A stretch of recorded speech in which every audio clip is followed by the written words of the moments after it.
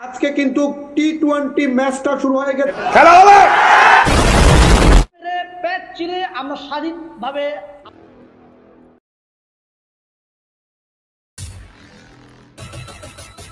নমস্কার, আমি কৃষ্ণপদ অধিকারী। আমার ছোট্ট একটা ইউটিউব চ্যানেল আছে, চ্যানেলটার নাম don't care, Facebook page Krishna Krishna. আজকে আপনাদের সঙ্গে সোজাসুজি যে বিষয় নিয়ে আলোচনা করতেছি, একটা গুরুত্বপূর্ণ বিষয়টা জেনে রাখুন যে আমরা ভারতীয় হয়ে বাংলাদেশে কিছু গণ্ডমূর্খ আমাদের কি ভাষায় আক্রমণ করে আর কি করতে চাচ্ছে, যেটা আজকে মালদায় সুখদেবপুরে যে ঘটনাটা ঘটেছে সেখানে যোগ্য জবাব দিয়েছে।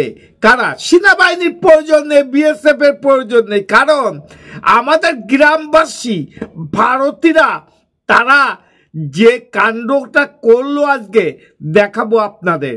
সেই জায়গায় দাঁড়িয়ে আমি কিছু ডিবেট দেখি, কিছু চ্যানেল দেখি, সেটা আমার নিয়মিত দেখি, যেমন যুক্তিতর্ক দেখি, জবাব চাই বাংলা দেখি, অগ্নিবাণকেও দেখি, কারণ এই অনুষ্ঠানগুলো আমার কাছে খুব ভালো লাগে। কারণ ভালো লাগার থেকে একটা বড় কথা কি জানেন, অনেক কিছু জানা যায়। এবার জানবার চেষ্টায় আজকে যখন মৌরির জবাব চাই বাংলা হলো, তখন এখানে বাংলাদেশের দুটো অতিথি গণ্ড মূর্খরা ছিল। তারা যে সমস্ত আচরণ আমাদের প্রতি করলো, যে সমস্ত ভাষা করলো আর যে সমস্ত ভাষা ছাড়লো, কি বলবো ভাই, এদের বিরুদ্ধে কিছু কথা বলতে আমি আসছি। একটা চোর, একটা লম্পট, একটা জিয়াদিরা কি ধরনের কথা বললো, চলেন শোনা যাক। এই জিয়াদিকে কথার তো উত্তর দিতে হবে, যার জন্য আমার এই ভিডিওটা। চলেন কথা না বাড়িয়ে শোনা যাক। হ্যাঁ, ওরে বাবা, আবার গ্যাসের ওষুধ খেতে ভুলে গেছে। আমি তো আমার গ্যাস টিমের সৌমি, দেবরাজ, মনীষা প্রত্যেককে বলবো প্রতিদিন গ্যাসের ওষুধ প্রথমে দিতে। এই গ্যাসের ওষুধ খেয়ে আসে না, মাথায় উঠে যায় এর গ্যাস। বাংলাদেশি তো কি হয়েছে, বাংলাদেশিরা তো বাংলাদেশি হবে, আবার কি হবে, টিম্বাকটুর লোক হবে। আরে সাইলেন্ট হন, শান্তন। এবার তো প্রেশারও বেড়ে যাবে। প্রেশার বেড়ে গেলে ভারত থেকে যদি প্রেশারের ওষুধ না পাঠান আবার বুকে ব্যথা লাগবে। প্রেশার জানি না, প্রেশারের ওষুধ বলছি। ও কানেও বোধহয় সমস্যা হচ্ছে। আপনি আমাকে একটা কথা বলুন, আমাকে একটা কথা বলুন। আরে বাবা, সব বুঝেছি, বাংলাদেশে বিশাল ভয় পেয়ে গেছি। শুনুন, আমি আপনাকে বলি, চুরি করেন কেন? ঈশ্বরচন্দ্র বিদ্যাসাগর পড়েছেন? চুরি করা মহাপাপ। অনুপ্রবেশকারী হিসাবে আপনারা আশ্রয় দিয়েছেন, এটি ভারতীয় আইন আপনারা লঙ্ঘন করেছেন। এবং পুরো কলকাতা, পশ্চিমবঙ্গ, ত্রিপুরা, আসাম, এর যদি বাংলাদেশে আরেকটা লাখ করে এই যে স্থানগুলোকে, এই রাজ্যগুলোকে শ্মশান ঘাট বানিয়ে দেওয়া হবে। কি বললি? শ্মশান ঘাট বানাবে? জুতো দেখেছিস? তোকে জুতো মারবো, বদমাইশ কোথাকার। এটা যদি শান্তি না হোস, আগামী দিনে তোকে চরম শিক্ষা দেওয়া হবে। একটা সোশ্যাল মিডিয়া এসে একটা ন্যাশনাল চ্যানেলে যেভাবে কথা বলতে হয় তুই জানিস না? তোর মতন একটা মূর্খ অসভ্য বাংলাদেশে আছে কিনা জানি না, কারণ মূর্খতার একটা সীমা আছে, সীমা অতিবাহিত করিস না। কারণ মৌ তোর বাপের বয়সী, তোর বাবা, তার সঙ্গে নাম ধরে কথা বলছি। তোর মতন একটা অসভ্য পৃথিবীতে আছে নাকি? চলেন আর এক গান্ডুর সঙ্গে পরিচয় করে আসি।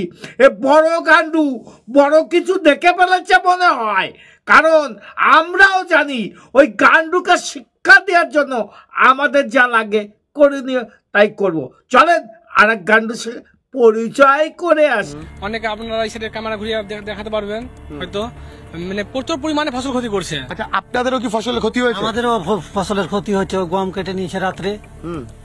যে আজকে গেছিলাম দেখতে, বীজ দিয়ে আসলাম জমিতে, তো অনেক ক্ষতি আছে দেখছিলাম। আপনাদেরও কি একই অবস্থা? এখানে আরো যারা রয়েছেন, আমাদের 12 বিঘে জমি আছে ভিতরে আমার বাপ কাকা থেকে। তো আমাদের কি বলবো, ফসল কেটে নিয়ে চলে যাচ্ছে। এতটাই ক্ষতি করছে না কি বলবো, প্রচুর পরিমাণে ক্ষতি করে। এখন তো শুধু ফসল না, আমাদের তার ভিতরে যে গাছগুলো আছে, আমের গাছগুলো আছে, আমের গাছের ডালগুলো পর্যন্ত কেটে নিয়ে চলে যাচ্ছে। একজন বয়স্ক ব্যক্তি রয়েছেন, আচ্ছা আপনি তো আক্রান্ত হয়েছিলেন না নিজের ফসল বাঁচাতে গিয়ে? তা এই তো এখনো তো ফসলের নষ্টের কাজ চলছে। মোহাম্মদ ইউনূসের মতো রাক্ষসটা নিজেরা নিজেদের দেশের মানুষকে খেতে দিতে পারেন না, ভারতীয়দের ফসল নষ্ট করে বেড়ান। ফসল নষ্ট করে সেটা আমাদের ব্যবস্থা নিতে হবে, অ্যাকশন নিতে হবে। কি ব্যবস্থা নেবে? উনি কিছু বলতে চাইছেন, কি হয়েছে বলুন। ইঞ্জিত ওয়াই আমি বলছি কি, হ্যাঁ না না না, আমি বলছি অসভ্য হচ্ছে ভারতের প্রত্যেকটা নাগরিক। যদি অসভ্য হতো তাহলে একটা দেশের একটা জাতিকে একটা আমার একটা কথা শুনুন। ভারতবর্ষের 140 কোটির জনতা একসাথে একই সময় অসভ্য শব্দটা বললেও গোটা বাংলাদেশে ভূমিকম্প নেমে আসবে। 140 কোটির ক্ষমতা বোঝেন?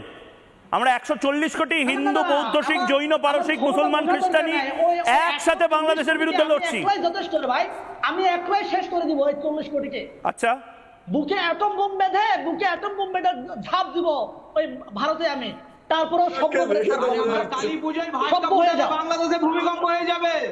আমরা কালী পূজাতে ভূমিকম্প হবে কি দেখা যাবে। ভূমিকম্পে কে মারা যাবে? আরে ইঞ্জিত ওয়াই চিংমং সা, ইঙ্গিত ওয়ান পুংপাং ছাং, আপনাকে বলে দিচ্ছি আপনি ভারতের সম্পর্কে আপনি অবগত নয়, কারণ আপনার মতন একটা গন্ড মূর্খ পৃথিবীতে আছে কিনা জানি না। আর আমি আর বাংলা চ্যানেলে ময়ূরকে বলবো, এই সমস্ত অপদার্থদের তোমাদের সই না আনাই বিটার, কারণ এরা সভ্যতা জানে না, সভ্য কি জিনিস জানে না। সেখানে দাঁড়িয়ে তোমার যে মান সম্মানটা আছে, তোমাকে নিয়ে বললাম, তোমার শব্দটা উচ্চারণ করলাম, এতে তুমি ছোট অতএব সেই জন্য আমি তোমার শব্দটা উচ্চারণ করলাম, তাতে করে যদি ভুল হয় ক্ষমা করে দেবে। কিন্তু এই সমস্ত অসভ্যদের তোমাদের ডিবেকে এবং তোমাদের সই যদি না আনতে পারো, সেটাই আগামী দিনে মঙ্গল হবে। কারণ জানে না এরা একটা ন্যাশনাল চ্যানেলে এসে কি ভাষায় কথা বলতে হয় আর কি ভাষা করতে হয় সেটা ওরা ভুলে গেছে। এই সমস্ত অপদার্থদের আগামী দিনে আমি অনুরোধ করব তোমাদের সই অ্যাটেন্ড না করানোর জন্য, কারণ এরা অসভ্য, এরা মানুষ না, এরা মানুষ রূপে জানোয়ার। যদি ভিডিওটা ভালো লাগে লাইক, শেয়ার, কমেন্ট করবেন। আর অসভ্যদের শিক্ষা দিয়ে দিতে আমরা তৈরি আছি, তৈরি থাকো তোমরা। নমস্কার, টাটা। Madam, sorry.